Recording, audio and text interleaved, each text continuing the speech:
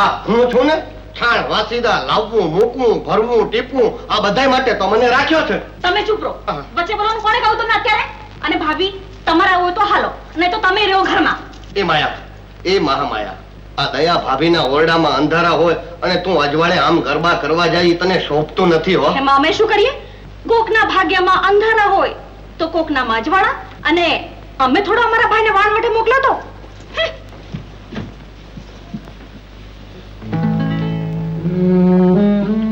દયા ભાભી, તમે દુઃખ ન લગાડતા હો.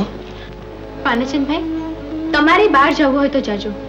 હું છું ને ઘરમાં બાપુજીની સાર સંભાળ રાખવા માટે. અરે ઈ ફરજ તો મારી છે. આ ઘરનો ચિઠ્ઠીનો ચાકર તો હું કહેવાઉં.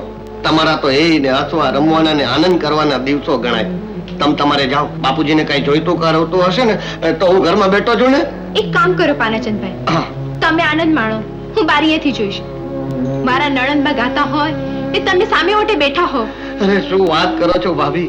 ઈ ગાતી હોય ને હું સામે ઓટે બેઠો હોઉં ને જોઈ મને ભાળી જાય ને તો પછી ગાય નહીં, મને ગાળો દે. એટલે હું તો ઘરમાં જ સારો. અને ભાભી, તમને બીજી ખબર છે? પાળેલું કૂતરું અને ઘર જમાય બે પટે બાંધ્યા જ હારા.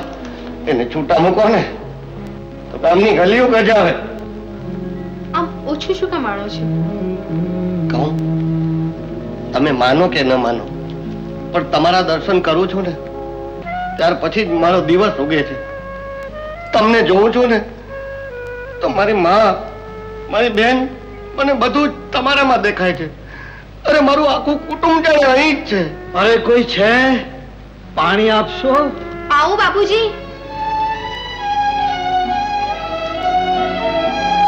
એક જ ઘરમાં વસતી બે સ્ત્રીઓ, દયા અને માયા. એક મંગલ મૂર્તિ અને બીજી કાળની કકડાટણી.